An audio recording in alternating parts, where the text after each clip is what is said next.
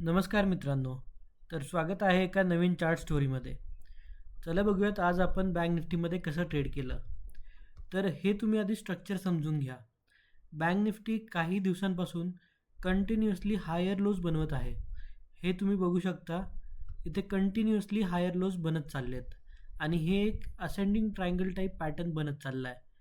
तर माझं बायस असं होतं की बुलिश साईडचा ट्रेड प्लॅन करूयात. कारण त्याच्यामागचे दोन रिझन होते. पहिलं रिझन होतं की बँक निफ्टी थोडंसं गॅप डाऊन ओपन करून पहिल्याच कॅन्डलमध्ये अराउंड 350 पॉईंटची अपमूव्ह दिली होती आणि त्याच्यानंतरनं जर सेलिंग कॅन्डल्स बघितले तर एकदम स्लो आणि एकदम छोट्या कॅन्डल्स बनत होत्या.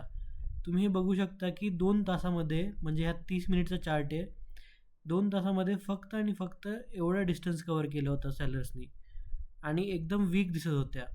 तर मी प्लॅन करत होतो की या लेवलच्या अराउंड कुठेतरी बाईंग अपॉर्च्युनिटी. मग फायनली मला सेकंड हाफमध्ये जेव्हा मार्केट क्लोजिंगला आलं तेव्हा मी 245ला इथे तुम्ही बघू शकता 246ला एक लाँग साईडचा ट्रेड पंच केला, जो की होता इकडे या कॅन्डलमध्ये.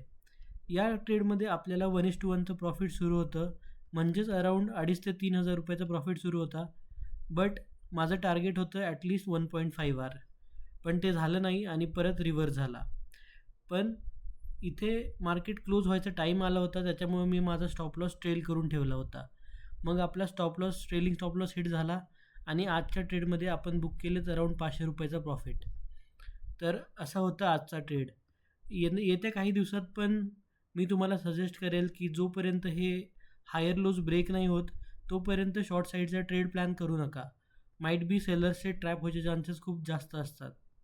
मग तुम्ही ॲटलिस्ट का उद्या फ्लॅट ओपन झालं किंवा या गॅप अपच्या या रेजिस्टन्स झोनच्या इकडे ओपन झालं तर इथे कुठेतरी लाँग साईडची अपॉर्च्युनिटी प्लॅन करू शकता. तर ही होती आजची चार्ट स्टोरी.